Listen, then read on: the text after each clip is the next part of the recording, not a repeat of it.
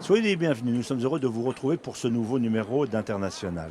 Vous le voyez, nous sommes sur la Grand Place à Bruxelles, Bruxelles capitale de la Belgique et capitale de l'Europe.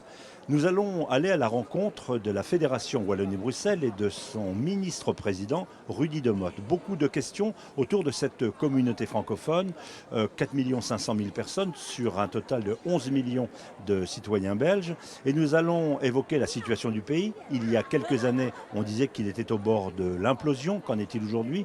Nous commenterons l'actualité internationale, la dernière déclaration de Donald Trump qui dit que Bruxelles est un trou à rats. Nous verrons comment réagit Rudy Demotte. Nous parlerons du Brexit, de la lutte contre le radicalisme. Nous évoquerons quelques scandales politiques également en Belgique. Et puis nous parlerons de la situation chez le voisin français. Tout cela, c'est international. C'est dans un instant avec Rudy Demotte.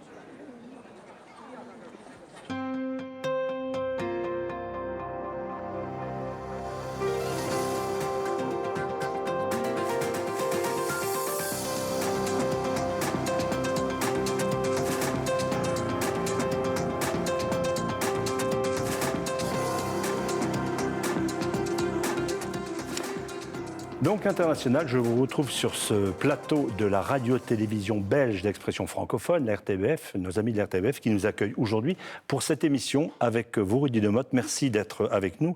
Vous êtes ministre-président de la Fédération Wallonie-Bruxelles, Premier ministre en quelque sorte. Ce n'est pas une entité géographique, précisons, vous êtes à la tête en quelque sorte d'une communauté de près de 5 millions de francophones sur les 11 millions de citoyens de la Belgique. Vous êtes notamment en charge d'action culturelle, éducative, des relations internationales. Avec mes collègues Sophie Malibaud de Radio France Internationale et Jean-Pierre Strobans, le correspondant à Bruxelles du Monde. Merci Jean-Pierre de nous avoir rejoints. Eh bien, nous allons vous poser beaucoup de questions. Peut-être pour comprendre un peu mieux la Belgique, si vous le permettez. Vous savez, nous sommes diffusés dans le monde entier. Peut-être parfois on peut se demander comment fonctionne le royaume. Juste avant l'émission, on parlait 8 gouvernements. Coluche disait, le comique français, que quand on pense avoir compris l'organisation politique de la Belgique, c'est qu'on nous l'a mal expliqué. Alors, comment fonctionne ce pays aujourd'hui? Vous savez qu'on en a beaucoup parlé ces dernières années sur un risque d'éclatement ou d'explosion, de scission. C'est derrière, aujourd'hui, les communautés linguistiques, culturelles, politiques se sont réconciliées? Alors pour ceux qui ne connaissent pas la Belgique, c'est un pays qui a un passé qui est celui d'un pays carrefour. On a été traversé par les grandes cultures, les influences de nos pays voisins. Et on est un peu le magma difficilement définissable de ces cultures métissées. Alors, sur le plan institutionnel, finalement, c'est plus simple qu'on l'explique. Parce qu'on a un État fédéral, ça tout le monde comprend ce que c'est, oui. C'est celui qui régit un petit peu le tout, et qui est essentiellement un État avec des fonctions qui sont les grandes lois générales, l'armée et la sécu. Ensuite, on a à côté de ça ce que nous appelons, les Belges, des communautés. Ces communautés sont liées à la langue. Il y en a 3. On a une petite minorité, mais importante au sens symbolique du terme, germanophone. On a des Flamands, qui sont la première communauté de Belgique en nombre. Et puis vous avez les francophones. Et moi, je suis le ministre-président de cette entité-là. Et nos compétences aux communautés, elles sont simples. Elles sont liées à la personne et à la culture. L'enseignement, la jeunesse, enfin tout ce qui est personnalisable. Et puis, il y a un dernier niveau de pouvoir, qui est celui des régions. Ça, on les connaît dans d'autres pays. En France, il y a des régions aussi. Et j'ajouterais que là, c'est des compétences très concrètes. L'infrastructure, l'aide directe aux entreprises, pour donner 2 exemples. Il n'y a qu'une petite différence, mais qui est fondamentale, par rapport à d'autres pays qui ont ce qu'on appelle des entités fédérées. C'est que chacune de nos entités fédérées a capacité de négocier des accords internationaux. Ainsi, par exemple, on a des sièges diplomatiques dans d'autres pays, on a des sièges dans des organisations multilatérales. Alors merci pour ce rappel. Je vous demandais, avant que nous passions à l'actualité internationale, est-ce qu'aujourd'hui, ce pays, le Royaume, a laissé derrière lui les tensions linguistiques et culturelles que vous venez d'évoquer? On a bien vu qu'il y a quelques années, on parlait d'éclatement, d'indépendance de la Flandre. Est-ce qu'aujourd'hui, le vivre ensemble en Belgique a été retrouvé? C'est une caricature si on dit oui, tout est fini et on vit dans l'apaisement. c'est un pays qui, par définition, si on utilisait un mot compliqué, de manière consubstantielle, est le produit d'opposition, de friction, mais aussi, par défaut, et parfois par mode de fonctionnement, de compromis. Et donc, oui, c'est dur. Oui, les choses sont jamais simples, mais on arrive à un équilibre homéostatique où chacun retrouve finalement un petit peu, sa place. Sophie Malibaud. Comment expliquez-vous que finalement les communautés linguistiques et culturelles, ces clivages-là se retrouvent sur le plan politique? Parce que finalement, vous êtes un socialiste, par exemple. Il y a plus de socialistes du côté des Wallons, du côté des francophones que des néerlandophones, ou est-ce que c'est trop simplifié? Non, c'est pas simplifié, ça correspond à une réalité, c'est que les réalités sociologiques ont à un moment donné débouché sur un modelage culturel et politique. Alors si on prend la partie francophone du pays, elle est composée essentiellement de Bruxelles, qui est à majorité francophone, et le sud du pays, qui est la Wallonie. Alors si on prend la Wallonie, c'est une région qui a été extrêmement, un peu comme la Ruhr, un petit peu comme certaines régions de l'Est de la France en bordure de l'Allemagne, industrialisée. Et donc le mouvement social s'y est développé. La Flandre n'a pas vécu la même logique. Elle a été extrêmement rurale, très longtemps, avec des courants conservateurs. Les courants étaient plus progressistes au sud. On retrouve ça aujourd'hui dans l'expression culturelle. Jean-Pierre Srobens. Monsieur Demotte, on a une caractéristique assez particulière depuis quelque temps dans ce pays, c'est d'avoir comme principal parti de ce gouvernement, la NVA, Alliance néo-flamande, qui est un parti qui était voué, qui prônait la disparition de la Belgique. Est-ce que vous pensez que ce parti est totalement apaisé parce qu'il a fréquenté le pouvoir, ou bien son programme reste effectivement celui de l'éclatement, ce qui pose quand même un gros problème aux francophones? Non, on est là devant un paradoxe. On a une formation politique qui inscrit à l'article 1 de ses statuts, en tant que parti, la disparition de l'État dans lequel il brigue une place centrale dans le gouvernement fédéral. Alors aujourd'hui, ce qui se passe, c'est que quand on a un ministre, ce qui est le cas de ce parti, qui est en charge du budget, quand on a un ministre qui est en charge de l'intérieur, quand on a un ministre qui est en charge de la défense, hein, des départements régaliens, dire, si on a qui représentent l'État, c'est bien cela. C'est difficile de tenir un discours et d'avoir une pratique aux antipodes. Et donc, il se fait une espèce d'alchimie étrange à l'intérieur de ce parti, où je crois que le fond reste toujours anti-belge. On n'aime pas la Belgique parce qu'elle est une terre dans laquelle il y a un compromis avec les francophones que l'on réfute, mais en même temps, on tire un avantage de la position actuelle qu'on occupe, parce que ce parti exerce un pouvoir très visible de ce fait. Donc, c'est cette alchimie-là qui fait que peut-être on a le sentiment que les marges de ce parti se sentent de manière inconfortablement installées. Sauf que il y a peut-être une réponse à ce paradoxe évident. Et dans la première question qui m'était posée, sur la nature sociopolitique des régions. Alors, la Flandre est plus conservatrice et de droite.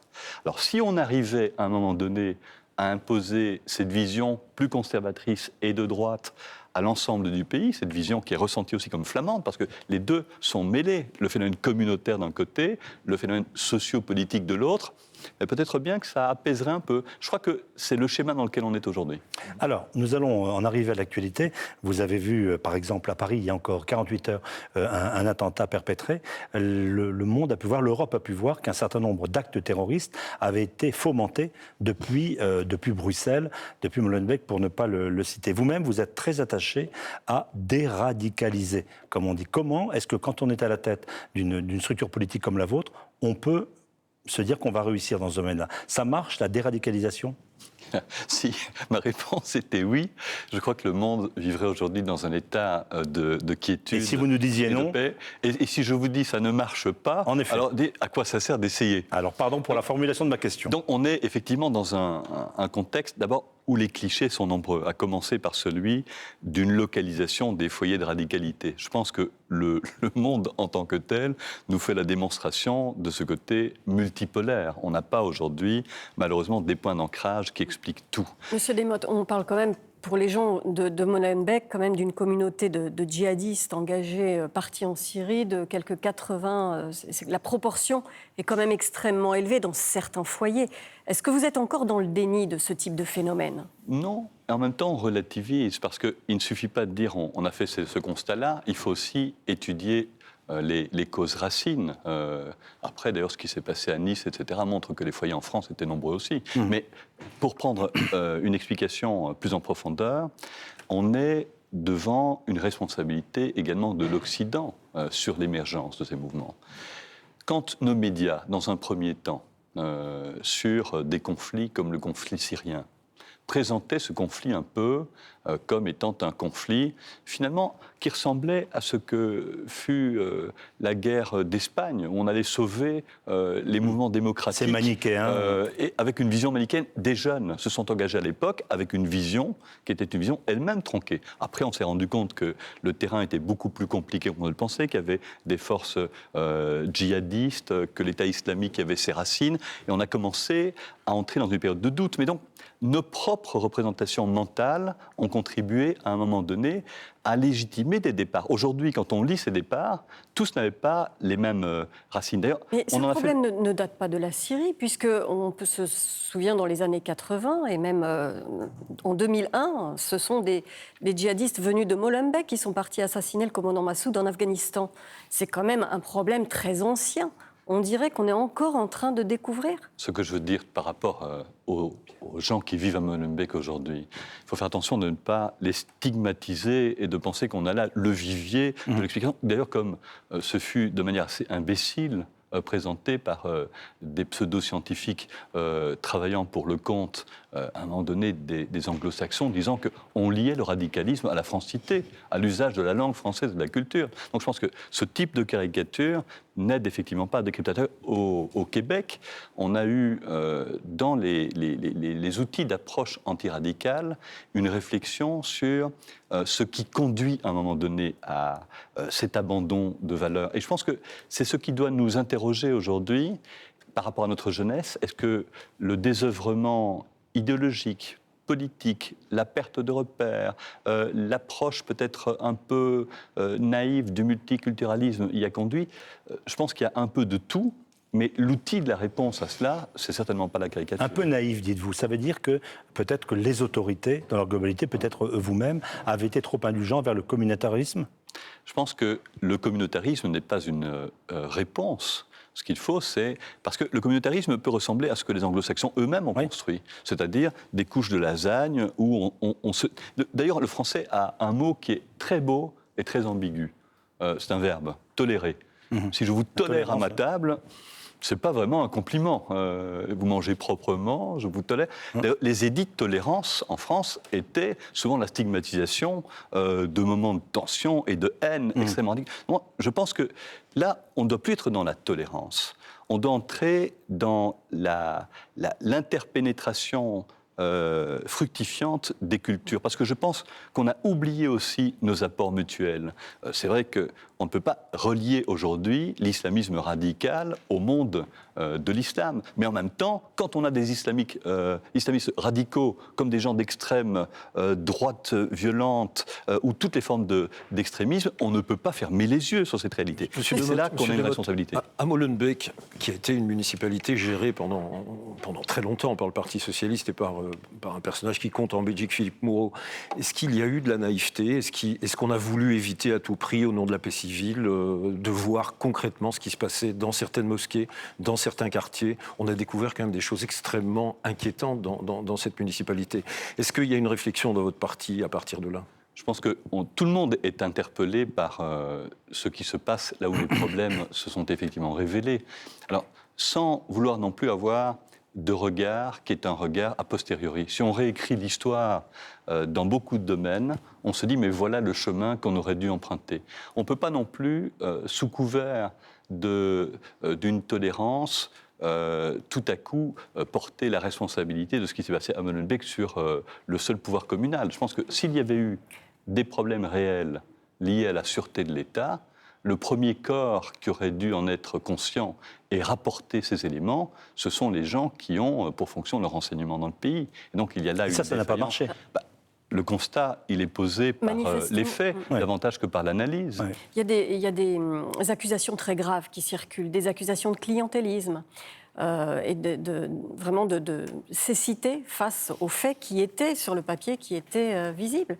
Est-ce qu'aujourd'hui, on va assister à une recherche réelle des responsabilités ? Alors, je parlais des causes racines. Dans ces causes racines, il y a notamment la manière dont l'information est transmise. Les corps de police, de renseignement, dans leur interaction, ont-ils, par rapport aux différents niveaux de pouvoir, agi et permis d'agir de manière suffisamment efficace pour éviter un certain nombre de choses? Ça, on doit réfléchir et se poser la question de savoir si effectivement il y avait moyen d'être davantage efficace. C'est légitime. Maintenant, est-ce que pour autant revisiter ces mécanismes sans tirer des conclusions dans le présent est utile? Non, il faut que dans les modes d'organisation de la sécurité sur le territoire, on dit voilà, quand on identifie du radicalisme dans une mosquée ou un autre endroit, parce qu'il ne faut pas non plus avoir de stigmatisation par rapport à la communauté musulmane. Il y a aujourd'hui des milieux extrêmement radicaux, au sens politique du terme, des gens dangereux. À l'extrême droite, on en connaît.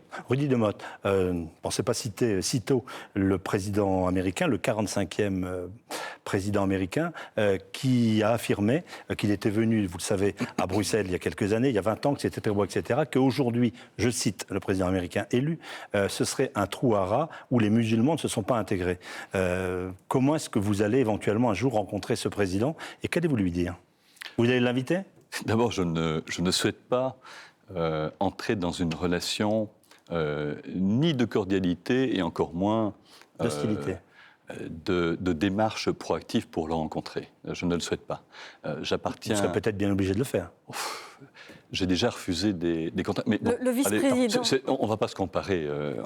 Je n'ai pas le poids politique pour le rencontrer, j'ai la modestie de le savoir, mais j'appartiens à un monde et une vision du monde aux antipodes du sien. Comment avez-vous reçu cette déclaration? Elle vous blesse? Et comme une insulte par rapport à Bruxelles, qui est une ville généreuse. Et puis, bon, les caricatures, c'est pas non plus à Bruxelles que les Twin Towers ont été abattus par des avions de compagnies américaines avec des gens qui avaient été formatés, même s'ils avaient les idées radicales qui le sont, à l'intérieur des États-Unis. C'est pas chez nous non plus que d'autres attentats régulièrement se font en rue. On sait que il y a un germe aujourd'hui dans la radicalité américaine, les WASP, etc., qui appartient à une doctrine de protectionnisme, de rejet de l'autre, de haine de la différence. Moi, je ne me reconnais pas du tout dans ce portrait-là. Alors, si vous ne rencontrez pas Trump incessamment sous peu, du moins le vice-président Mike Pence doit venir à Bruxelles d'ici la fin du mois. Vous le rencontrerez sans doute? Non, moi je ne le rencontrerai pas. Mais quel serait le message de la Belgique au vice-président américain? D'abord de ne pas jouer la carte de l'isolationnisme américain. Parce que ce n'est pas le moment pour le monde, comme pour les États-Unis, de se refermer sur soi. Tous les progrès qu'on a enregistrés sont liés à des échanges de savants, d'économie. Et donc, ce message-là, d'ouverture, je pense que même quelqu'un qui est issu du sérail conservateur doit l'entendre. Le gouvernement de votre pays a eu une réaction, disons, timide. Sans doute, d'ailleurs, parce qu'une de ses composantes n'est pas nécessairement radicalement hostile à M. Trump. Ça vous a déçu ou... Il n'y a pas eu énormément de débat là-dessus, finalement, en Belgique. Je crois qu'on est totalement désemparé par rapport à l'élection de M. Trump. Pourquoi? Parce que l'improbable est entré dans la réalité. Et donc, on veut imaginer que ce n'était pas possible, et c'est advenu.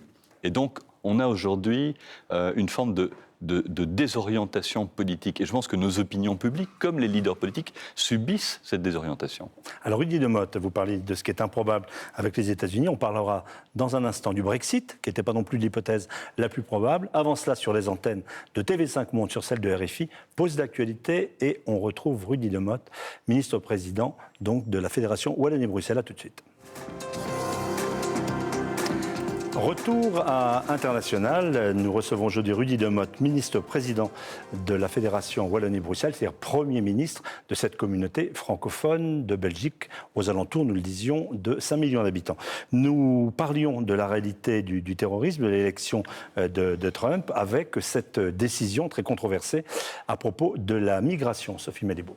Oui, cette décision de Donald Trump d'interdire le territoire américain aux ressortissants de 7 pays musulmans, qu'est-ce que vous en pensez ? Aucun bien. D'abord, je vois que dans le pays même, beaucoup de contestations, on s'est compris sur le plan juridique. Aujourd'hui, la démonstration est faite que c'était un décret fragile par sa nature, on verra ce qu'il va en advenir. Maintenant, sur le fond politique, qui est plus important encore que juridique, c'est une posture un peu facile des États-Unis, parce que si j'étais carré dans l'expression, je dirais qu'ils ont quand même mis un peu le doigt dans la mécanique du désordre à l'échelle internationale. Le rôle des États-Unis aujourd'hui dans un certain nombre de pays où il a eu une action directe, que ce soit en Irak, que ce soit en Libye, ça a été d'intervenir, en Afghanistan aussi. Parfois, après l'intervention, on n'a pas senti la remise en ordre qu'on nous promettait. C'est même un euphémisme de dire ça comme ça. Et puis après, quand il y a des mouvements humains, parce que les guerres, forcément, provoquent la détresse, on dit, mais ça, c'est plus notre affaire. Alors, les Européens qui sont tout prêts, eux, qui se débrouillent, avec les dégâts collatéraux des guerres auxquels nous avons souscrit sous prétexte de valeurs démocratiques qui étaient souvent, d'ailleurs, qui occultaient autre chose. La théorie du choc des civilisations de M. Huntington, lui-même, dans le Conseil de sécurité américain. Donc, on sent bien qu'il y a une volonté, là. Vous pensez qu'en Belgique, vous êtes immunisé contre ce type de mesures? Parce que dans ce pays même, en décembre dernier, il y avait cette famille qui venait d'Alep, dont le logement avait été bombardé, qui a fait des démarches tout à fait légales, etc., qui s'est vu refuser l'entrée sur le territoire belge. Non, c'est clair. Avec un ministre de l'immigration qui a expliqué que la justice n'avait pas à dire son mot. J'ai jamais décidé de passer mes vacances avec M. Franken, notre ministre de l'Immigration. Sa vision du monde, elle est effectivement beaucoup plus proche des néoconservateurs et de ces animaux politiques inclassables de l'ultra-droite américaine que de la social-démocratie, du socialisme et de la gauche, ça c'est clair. Mais ça c'est facile à dire. Mais maintenant, sur le fond, on a toujours eu des mouvements de xénophobie lorsque des guerres provoquaient des migrations. On se compris par rapport aux Belges.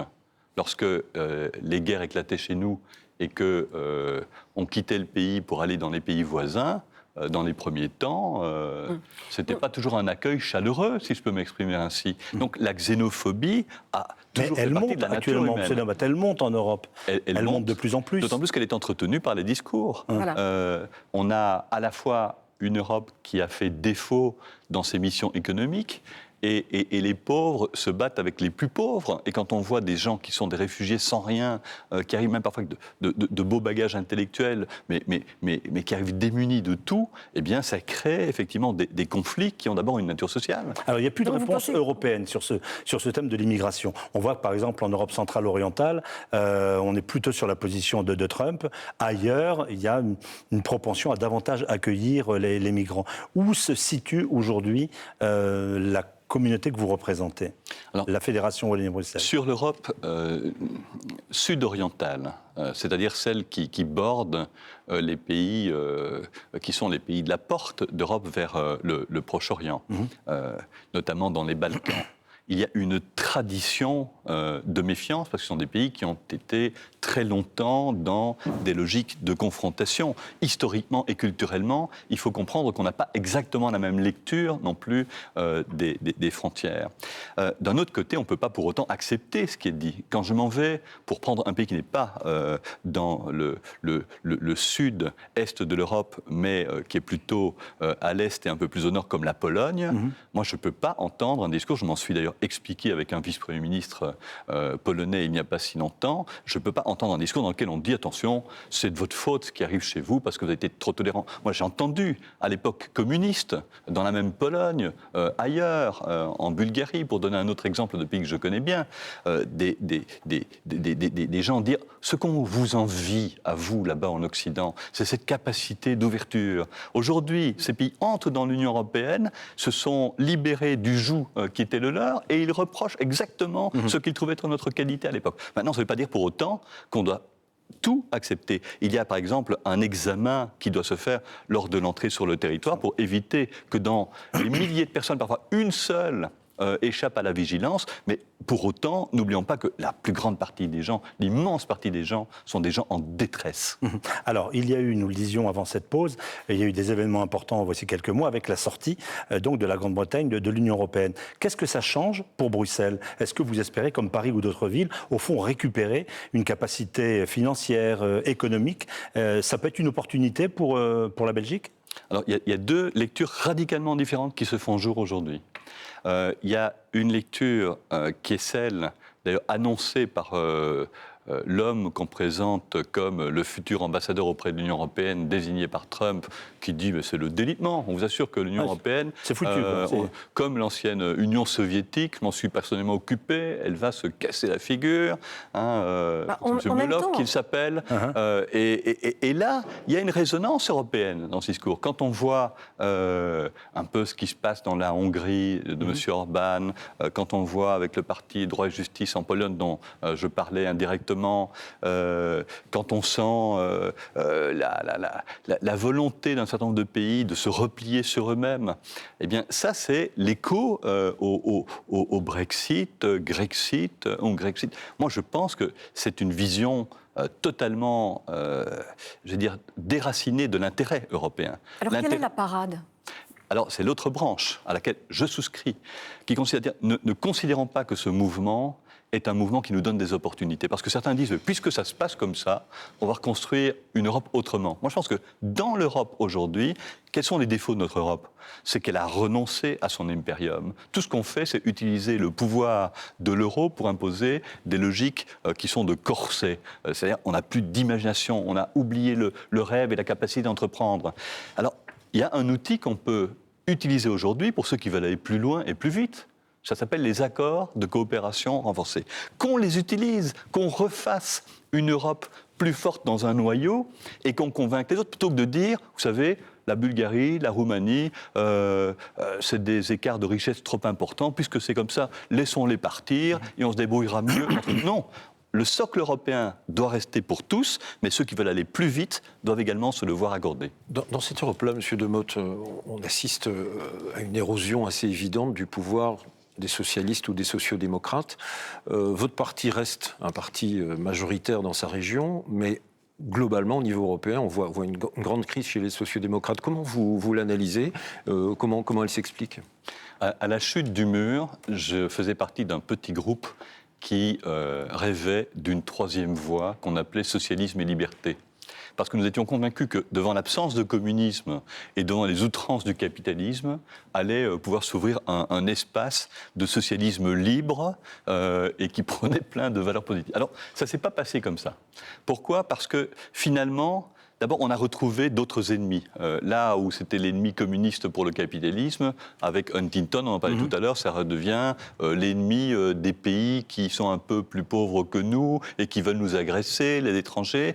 Et d'un autre côté, le capitalisme a tellement pu donner aujourd'hui d'assouvissement à des demandes personnelles, individuelles, et les règles instituées dans les structures supranationales comme l'Union européenne ont été tellement orientées marché, ce qui se justifiait dans un premier temps. Je veux dire que quand on a créé le marché commun, c'était pour éviter que des grands pays comme la France, l'Angleterre et l'Allemagne, qui se faisaient régulièrement la guerre sur la possession du charbon, de l'acier, etc., eh bien, trouvent un intérêt commun à organiser l'économie, mais on n'a pas transcendé cette situation. Et là est peut-être la responsabilité des sociodémocrates et des socialistes démocratiques, c'est d'avoir accepté de jouer exclusivement dans ce cadre. Et ils le paient, cher et vilain. Ils sont affaiblis un peu partout, y compris en Belgique. Et ce que l'on peut souhaiter, c'est qu'effectivement, on ressorte aujourd'hui de ce canevas, un peu comme dans la logique de la double contrainte. On prend une solution, elle est mauvaise, le contraire de la solution, elle est mauvaise aussi. Donc il faut sortir du cadre et imaginer une nouvelle forme d'organisation pour la social-démocratie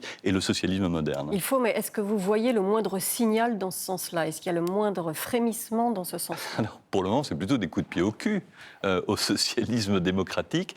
Mais qui ne vont pas nécessairement, je crois, et c'est ça que je fais passer comme signal aux opinions publiques aussi, régler le problème. Donc, que la social-démocratie, que le socialisme démocratique soit aujourd'hui mis en difficulté, si c'est pouvoir émerger des Orban, si c'est pouvoir émerger des Trump, si c'est pouvoir se renforcer sur nos flancs à l'est des Poutine et cette vision nationaliste, étriquée, uniquement liée au marché, moi je prédis alors des heures extrêmement sombres pour l'humanité. Le socialisme est pour moi devenu une nécessité, mais qui doit être une alternative réelle à ce qu'on a vécu jusqu'à présent. Les socialistes ne sont pas seulement débordés de ce côté-là, mais aussi sur leur gauche.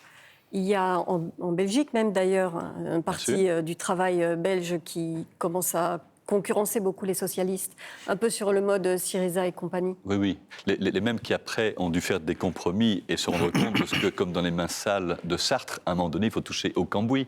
Mais ce que je veux dire, c'est que c'est logique. On est devant des logiques de distanciement. On a de plus en plus la volonté de s'inscrire dans un monde, remarquez-le, binaire, où on fait un peu à la manière des ordinateurs, 1 ou 0. On va dans la radicalité. Or, pour moi, le socialisme démocratique, il doit justement apporter le sens du compromis, de la nuance qui n'est plus audible dans une société où on veut des discours radicaux, clairs. M. Trump passe pourquoi ? Parce qu'il dit des choses, il fait des choses, c'est clair. Même si je ne suis pas du tout d'accord avec ça, c'est sa manière de faire qui a enjoué, qui a enjolé des fractions entières de l'opinion publique. Monsieur Demotte, Jean-Pierre Strabon. ça a sans doute été un peu, aux yeux des étrangers, un peu évacué par l'actualité américaine, mais il y a un scandale en Belgique qui s'appelle Publifin, cette énorme intercommunale aux diverses ramifications dans lesquelles votre parti, compte tenu de son pouvoir en Wallonie, est largement représenté. Certains de vos mandataires ont été accusés de toucher des sommes faramineuses. Manifestement, une bonne partie de l'opinion publique, y compris dans votre parti, y compris favorable à votre parti, comprend très mal ce qui s'est déroulé. Comment vous vivez ce genre de choses qui rappellent d'autres scandales d'il y a 10 ou 20 ans dans ce pays ? Aussi mal que ceux qui aujourd'hui considèrent que ce sont des heures sombres, aussi mal qu'eux. D'un autre côté, il faut faire attention qu'un scandale, et nous sommes dans une société de la communication, n'essaie pas d'en étouffer un autre. Pour moi, il y a un autre scandale qu'on ne connaît pas à l'échelle internationale, mais qui pourtant a des relents internationaux plus évidents, c'est ce qu'on appelle chez nous le Kazakh-gate, où à un moment donné, une personne qui est en charge, président du Sénat, est libérale, donc on ne parle plus de la gauche, on ne parle plus du Parti socialiste, reçoit 700 000 € pour défendre quelqu'un dont la réputation est sulfureuse. Alors moi je pense que tout ça est mauvais et qu'on vit aujourd'hui dans une espèce de putrescence de certaines franges de la démocratie qui, au bout du compte, bénéficient toujours aux mêmes, aux extrêmes. Et donc ceux qui se nourrissent de cette information en l'amplifiant sur le dos d'autrui, vont à un moment donné aussi payer la note. Ce qu'il faut, c'est effectivement en revenir à une politique où on peut clairement faire le pas nécessaire pour que les choses soient mises à plat, mais d'un autre côté, où il faut également réenchanter les gens avec des comportements qui donnent l'envie de s'engager, alors que pour le moment, c'est exactement le contraire. Vous, personnellement, socialiste de longue date, Publifin, ce scandale, vous le découvrez en même temps que les lecteurs de journaux, etc. Mais nous avons, nous, à quelques-uns, toujours eu une réflexion qui est celle de la volonté de transparence. En ce qui me concerne, j'ai souhaité, comme d'autres à mes côtés, de donner le plus d'informations possible. Nous vivons maintenant une phase, qui est une phase que je ne regrette pas, où les gens vont encore avoir davantage de transparence. Et je vais vous dire, pour aller jusqu'au bout de ma pensée, qu'elle n'est pas suffisante, cette phase. Parce que pour le moment, on s'intéresse beaucoup, parce que ce sont des deniers publics, à la transparence des organismes publics. Moi, je voudrais la même transparence, parce que finalement, ça touche notre argent aussi, dans ce qui se passe dans le monde des entreprises. Parce qu'aujourd'hui, par des mécanismes d'accumulation de richesses, parfois liés aussi au mode d'imposition, à la fiscalité, des gens s'engraissent, créent des différences sociales majeures. C'est ça qui explique qu'il y a quelques jours, à peine, on diffusait l'information sur laquelle 8 personnes sur notre planète détiennent autant que 3 700 millions. C'est inacceptable, inacceptable, au même titre. Rudy Demotte, l'actualité politique française est très suivie en Belgique, notamment de la part des francophones. Comment est-ce que vous voyez ce qui se passe? Quelle approche avez-vous, par exemple, de ce qu'il est convenu d'appeler l'affaire Fillon? Vous voyez comment cette élection présidentielle, bon, on sait qu'il n'y en a évidemment pas au Royaume, mais cette élection, elle est très particulière dans l'histoire politique. C'est un homme de gauche qui vous le dit, et sans la moindre once d'hypocrisie. Ça ne me réjouit pas du tout. Ça ne me réjouit pas du tout, parce que ça donne exactement le même sentiment que celui dont je parlais il y a quelques instants. Et je suis très touché, parce que ce n'est pas seulement l'homme politique, Fillon, avec ce qui se passe autour de son épouse, mais c'est nous tous qui ressentons un malaise par rapport à ça. Et l'indécision, le flottement qui existe maintenant autour de cette affaire en France... D'ailleurs, comme on sait qu'il y a eu une affaire aussi avec Mme Le Pen... sur ses assistants européens. Qui a des assistants, entre guillemets, qui n'auraient pas non plus presté. Elle devrait rembourser 300 000 euros qu'elle refuse. Donc tout ça, je veux dire, je ne me réjouis jamais de ce genre de choses, parce que c'est pas bon. C'est pas bon pour ce qui est pour moi l'essence même de mon engagement, c'est la démocratie. Et quel regard vous jetez sur le Parti socialiste français? Et quel candidat auriez-vous choisi, vous, à cette Avec primaire? les deux gauches irréconciliables, Alors, comme on dit. moi, j'ai pas été dans le débat intra-belge partisan du revenu universel, parce que je pense que c'est une forme de délitement de la Sécu. Mais d'un autre côté, je ne suis pas valsiste. Donc j'aurais sans doute choisi M. Hamon, mais j'aurais eu des réserves sur ce qui est quand même sa marque de fabrique aujourd'hui. Donc, Décidément, il y a beaucoup de courants socialistes, oui. Vous ne mentionnez même pas... Il y en a autant que de socialistes, c'est-à-dire la richesse de la gauche. Vous ne mentionnez pas Emmanuel Macron. Alors, M. Macron, il a décidé de sortir un petit peu du cadre. On va voir ce qu'il va faire après. Mais je ne sais pas, il y a une dose d'opportunisme dans son positionnement qui m'indispose un peu. Alors, vous êtes à la tête, nous le disions en vous présentant, d'une communauté de quelques 5 millions de francophones belges. Qu'est-ce que vous pensez du concept de francophonie en tant qu'organisation? 80 États et territoires, c'est une force à laquelle vous adhérez, ou vous êtes, je crois, parfois un peu critique? Oui. 84 pour être précis. Alors, si j'aime l'Union européenne, je suis européophile, je suis critique par rapport à l'Union européenne. J'adore la valeur que porte le français au-delà de la langue dans la perpétuation des idées du siècle des Lumières. Pour autant qu'on puisse réduire la France, la francité et les francophones à ça, on voit que malheureusement elle n'est pas que ça. Mais cette organisation, elle doit faire attention à une chose, qu'on a connue d'ailleurs dans l'Union européenne à un moment donné. C'est que pour se légitimer, elle est prête à gonfler de plus en plus, à accueillir de nouveaux membres. Et récemment, on a eu un débat entre nous, avec la secrétaire générale, avec les chefs d'État et de gouvernement, sur l'accueil de l'Arabie saoudite. Alors, quand on dit, c'était le thème de notre dernier sommet, il faut donner la parole aux jeunes, aux blogueurs, qu'on accueille des jeunes blogueurs, et que dans le même temps, l'Arabie saoudite est en train de juger un jeune blogueur, qui était d'ailleurs de nationalité double, canadienne et saoudienne, et qu'on le menace de 100 coups de fouet pour avoir proféré des propos qu'indisposait la famille régnante. Ce ne sont pas les valeurs de la francophonie. Comment est-ce qu'on peut négocier ça? On dit, si vous passez à 50 coups de fouet, on peut faire entrer le pays. Ce n'est pas les valeurs qu'on défend. Non, donc mais il y a eu débat, l'Arabie saoudite n'est pas rentrée dans l'organisation. Non, mais on a trouvé une raison de forme. Moi, j'ai abordé la question de fond. Donc la forme, c'était, ils n'ont pas rentré les bons documents. Donc on reste encore aujourd'hui devant une interrogation. Alors, et là, moi, je dis, quand on voit la manière dont la femme est aujourd'hui traitée, quand on voit aujourd'hui, et d'ailleurs, il y a une commission rogatoire qui est envoyée là-bas et qui va être conduite par Madame Jean. J'attends les conclusions avec curiosité. On va voir si les droits de la femme ont évolué en Arabie saoudite. Même chose pour ce qui concerne la liberté d'expression. Alors que des progrès se fassent, je n'en doute pas, je pense qu'il y a des petits progrès. Mais est-ce qu'ils sont suffisants que pour considérer qu'ils entrent dans la charte des valeurs de la francophonie? Je suis plus que sceptique. Oui, et donc dans ce cas-là, si jamais ça devait se présenter à nouveau, donc vous agiriez comment? Vous avez moyen d'agir? On est devant un problème très sérieux pour la francophonie, parce que le risque, on parle du délitement européen, mais ça va en donner un délitement de l'OIF. Parce qu'on a aussi, à l'intérieur de l'OIF, organiser les choses en sorte qu'on a beaucoup d'États dont le français est une valeur, mais toute la charte des valeurs n'est pas épousée par la politique de ces États. Je ne vais pas les citer, ce serait injurieux. Mais à un moment donné, on pourrait avoir une coalition qui se fait pour des raisons d'intérêt multiples et qui va à contre-courant de ses valeurs. Si c'était le cas, je le dis tout de suite, ce serait un problème. Je le disais en vous présentant, il y a une particularité, Rudy Demotte, ministre-président, donc Premier ministre de cette fédération Wallonie-Bruxelles, vous n'êtes pas rattaché à un territoire spécifique. Est-ce que cette réalité pourrait finalement être une réponse à d'autres casse-têtes géopolitiques, diplomatiques dans le monde? On peut penser au Proche-Orient. Bien sûr.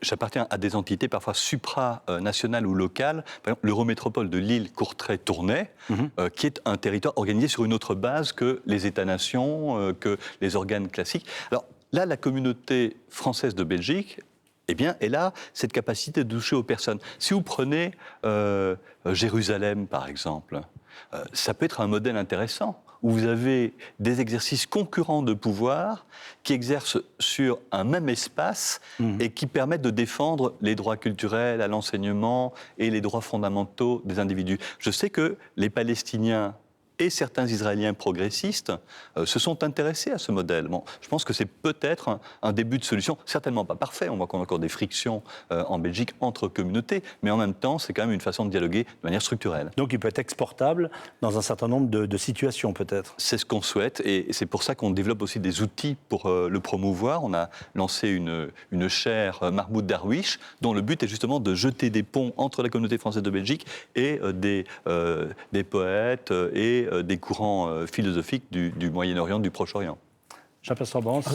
Un élément qu'on n'a pas évoqué, c'est on a beaucoup parlé de la Wallonie à propos du CETA, ce traité d'association entre l'Union européenne. Ça a été l'heure de gloire d'ailleurs de la Wallonie, qui refusait Paul ce traité. Magnette, votre successeur. Et de la Fédération Wallonie-Bruxelles, qui se tient évidemment plus en réserve, mais qui a été sur la même position. Absolument. Mais votre successeur, Paul Magnette, lui, est vraiment devenu le héros de cette cause. Vous n'avez pas été un peu chagriné que ça concerne le Canada, et en l'occurrence aussi un pays qui compte une large minorité francophone? C'est clair que j'ai eu des contacts avec nos amis canadiens, comme Paul Magnette a eu des contacts avec nos amis canadiens. On a toujours voulu préserver, c'était délicat, une amitié qui semblait être secouée par les prises de position que l'on avait. Mais finalement, c'est un enrichissement, parce qu'au bout du compte, ce qu'on a dit, un certain nombre de Québécois et de Canadiens le pensaient aussi. Mais il y a une chose qui change depuis, et elle est importante, c'est la position des USA par rapport au Canada, qui fait que le marché nord-américain est lui-même menacé, les relations intra-américaines, et donc le Canada est en recherche de liens plus forts avec l'Union européenne. Donc on a intérêt à revisiter aujourd'hui notre cadre relationnel, peut-être par ce prisme aussi. Il y a encore une possibilité, enfin Paul Magnette a l'air de dire qu'il est encore possible qu'il s'oppose encore à la signature de cet accord. Nous avons inscrit des mécanismes qui font que si un certain nombre de conditions n'étaient pas rencontrées, nous pourrions alors ne pas accepter l'accord en l'état. Donc c'est clair. Et pour l'instant, ça ne bouge pas beaucoup. Le gouvernement belge n'a pas l'air très désireux d'avancer sur ce sujet. Non, on a joué un jeu un peu de valet puant où chacun se refile les cartes pour ne pas devoir se prononcer. Mais c'est clair que nous avons un intérêt commun à essayer d'aboutir à une solution qui convient, notamment par un organe d'arbitrage qui donne le sentiment de ne pas être entre les mains de quelques multinationales, qui est dégagé de leur influence et qui reçoit des moyens professionnels pour fonctionner. Et donc votre idée, c'est que cet arbitrage doit être approuvé, passer par la Cour européenne de justice. Voilà. Et là, il y a effectivement une condition préalable, elle est préjudicielle. Nous voulons être sûrs que la solidité juridique ne soit pas remise en cause. Merci Rudy Demotte d'avoir été l'invité d'International aujourd'hui depuis les studios de la RTBF, la radio-télévision belge d'expression francophone, qui nous accueille dans ce magnifique studio. Merci à toutes les équipes pour cette émission. Nous vous retrouverons avec RFI et avec le quotidien Le Monde, bien sûr sur TV5 Monde, chaîne de la francophonie. Nous nous retrouverons la semaine prochaine pour une autre émission internationale. D'ici là, excellente suite de programmes sur les antennes de TV5 Monde, de RFI et bonne lecture du monde. Merci.